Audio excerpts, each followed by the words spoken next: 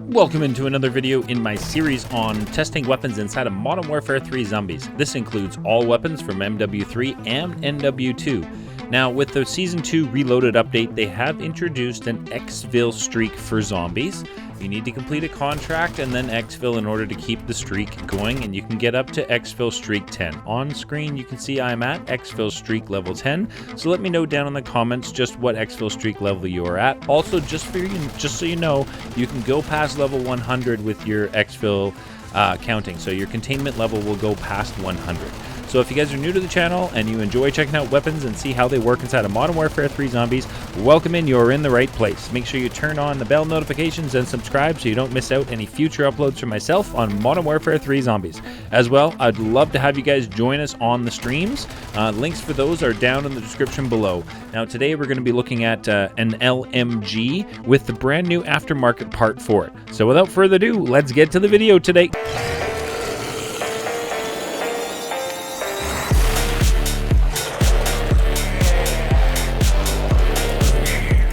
Alright, so welcome into today's video. We're going to be testing out an LMG from MW3 and seeing how that does today in all three zones, in Tier 1, Tier 2, and Tier 3. And we're going to be looking at the Holger 26 with the aftermarket conversion kit attached to it, which is new. It was released, this aftermarket part, in Season 2 Reloaded. So we went ahead and unlocked that. It's in the Battle Pass in the Storm under melee weapons section. It is the first challenge in there to do, and it is throwing knife kills, 5 of them in multiplayer or 5 special zombies in MW3 Zombies with throwing knives. So I went and got that done in multiplayer. It literally took me one game. It was super easy. So as you know, with this series, we spawn in and put on just our perks, no weapon rarity, no ammo mods, no nothing, and we go ahead and grab us a Tier 1 bounty to see how this weapon performs with no extra strength to it or anything like that. Just the bare bones gun against one of the stronger enemies inside of Tier 1. And I have to say, these can be just a constant fight, and you're always dealing with something coming up against you, and it just seems to be a real struggle. But I will say, with this Holger 26 and the aftermarket kit that they have added, it does have quite a bit of recoil, as you can see, but if you can control it, and at the end of the video we'll have the weapon build that I'm using, so hopefully together in the comment section we can come up with a build that's really stable for this gun, because I feel like if you can manage to control that recoil and get the critical hits with this weapon and the aftermarket conversion kit, holy smokes does it smack. So we got a nice self-revive out of there, and the napalm burst schematic, which I was eager to see if we can drop that off to somebody in our match. Now, the next thing I like to do is go ahead and grab another bounty inside of Tier 1, but this time I want to grab on just my weapon rarity, just my tool. So we were on the way to go pick up this contract, and lo and behold, somebody had pleaded for help nearby. So we always need to stop and help out other players when they are in need, and that is exactly what I did. I turned around immediately, dropped on the ground, and revived this player who is, I'm guessing, down from something in the infested stronghold. And then I continued on my way and noticed that the player was nearby, so I figured I'd try and give him my schematic, which apparently he didn't have, so he was really happy about that. So that made me super happy to be able to give one away this match, which was awesome. Then we went ahead and put on the legendary aether tool onto our Holger 26 LMG with the aftermarket kit conversion kit on it. I went and picked up another bounty inside of Tier 1, and now I want to see what this bounty is like with legendary on this kit, and holy smokes, I just evaporated this mimic. He had no chance. Like, this was crazy. I can't believe how much stronger this was just legendary inside of Tier 1. At this point, after doing that, nice loot there. I needed those perks, so I was happy to see those come out of that loot container. But after seeing what I just did to that mimic, I was really excited. Like, I was like, okay, I need to take this into Tier 2. I need to take this into Tier 3. I need to see what this gun is like. So the next thing to do is to go ahead and pack-a-punch the weapon to Tier 1 for you guys, and then head off into Tier 2 and see just how strong a legendary single-papped Holger 26 LMG with this conversion kit would do against a bounty contract inside of tier 2.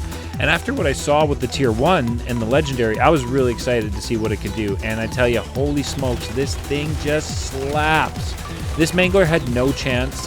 Again, you can see the recoil when the conversion kit starts kicking in and you really start to fire those rounds quickly. Also, the end of the barrel lights up and goes on fire the more you fire the weapon, which I think is a really cool thing to add to it. But you can see, like, he had no chance. When I'm getting those critical hits, this weapon just absolutely destroys everything in front of it. It just melts like a hot knife through butter. It's absolutely awesome. We got a really cool legendary tool in the loot there, which was absolutely amazing.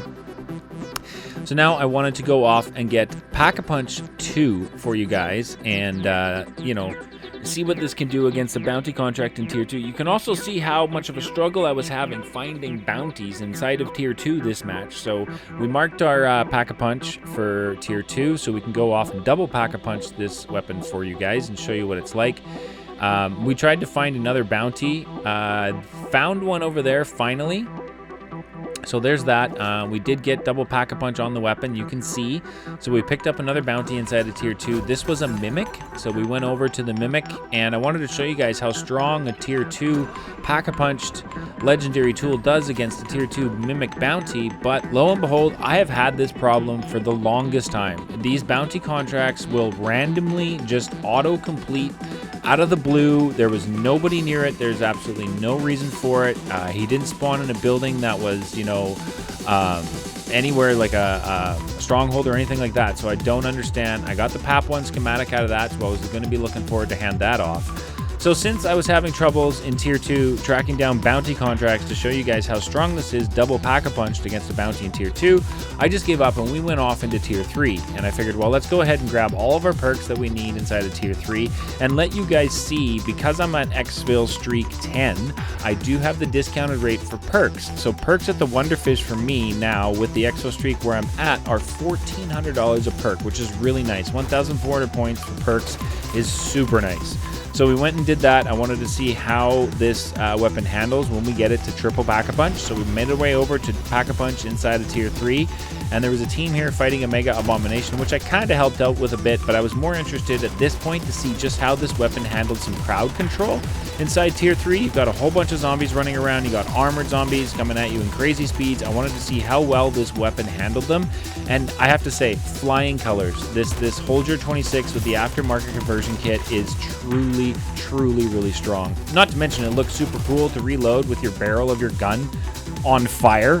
And then I had Death Perception on, and I saw a nice loot chest in here, so I thought I'd quickly pop in and check it out. And I got a nice self-revive out of that, and an epic aether tool, which I like to keep the tools for my runs. Perks I'm not too worried about. You can get them from contracts, and I can craft them all anyway. So we dropped the 2 perks we picked up and stowed the epic tool.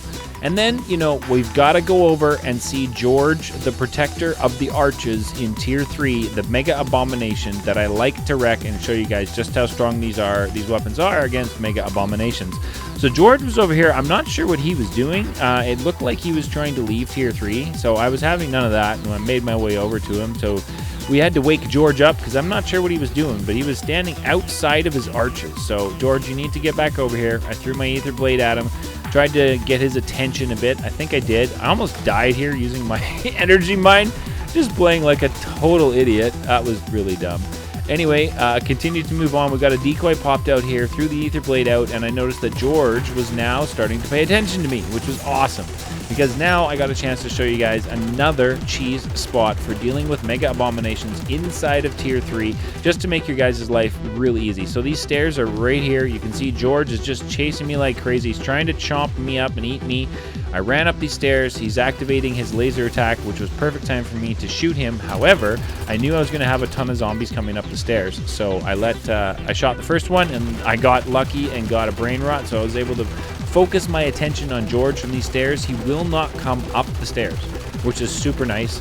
And in this location, the only thing that he's going to be sending up towards you is going to be those crawlers for when he thinks you're inside of a building. So this can be really annoying. We also had a Disciple show up here, which is an awesome time for me to show you again just how strong this Holger 26 is with the aftermarket conversion kit for Season 2 Reloaded against elites inside of Tier 3. Like, it just wasn't an issue. I wasn't even really concerned about the Disciple. I was more annoyed that he was making the crawlies stronger, to be honest with you guys. So as you can see here, how much stronger those crawlies are when the Disciple has beefed them up. So I managed to brain rot the Disciple, which was truly awesome. We got one of the heads popped off on the Mega Abomination there as he had started his electrical attack. So that was really wicked. The brain rotted Disciple was definitely helping me out right there. I got a nuke, which totally helped out. We were able to fire off some more shots into the Mega Abomination here as he was just kind of hanging about. As you can see, the health is going down. We're about halfway done, just about halfway done the Mega Abomination. I was hoping to get him to throw his electrical attack at me, but he didn't, so I just continued to fire off shots into his heads right here and trying to, get as much damage to him as I can, put out the energy in mine, again, to protect us from, any of his crawlies or zombies that might be popping up through the stairs. We took off his second head right there, and we only had one more to go now, and their time was running down on this match. I was literally out of time. We hit the final 15 minutes right here as I was still fighting our Mega Abomination in Tier 3. So at this point I didn't know if I was going to have time to be able to show you guys the Tier 2 bounty and the Tier 1 bounty on my way out of this match, but I definitely wanted to show you guys just how strong this is against the Mega Abomination inside of Tier 3 with the aftermarket conversion kit that's available now for Season 2 Reloaded. Again, do you unlock that in the Battle Pass with the new melee weapon? It is the first challenge in that section. So we got the final kill with the Aether Blade there because I was out of ammo. Walked down the stairs, got some more ammunition, and really not the greatest loot out of that. We got a brain rot, we got a monkey bomb, and that was about it. So now I wanted to head out. I still had 2 schematics that I was trying to give away. I managed to come across a player at Exfil. I dropped the PAP 1 and the Nape Juggernaut schematic for him here. He picked them up. Clearly he needed them. He was very happy for that, so that's awesome. I managed to give out 3 schematics in this match to help out other players inside of Modern Warfare 3 Zombies, which made me feeling absolutely happy. That's what we should be doing, helping each other out. So if you see players, don't forget to drop them off schematics if they need them. If not, and you're worried about them getting, despawned or what have you, make sure you drop off your schematics in the circuit board turrets, and they will not despawn. Then you can type into chat and let people know what schematics are in which circuit board turret and what location that circuit board turret is on the map. But thank you so much for tuning in. I really do appreciate it. As promised, here is the weapon build for the weapon I ran in this game. Leave me any comments or additions you would like to add to the weapon build in the comments below. See you guys in the next one.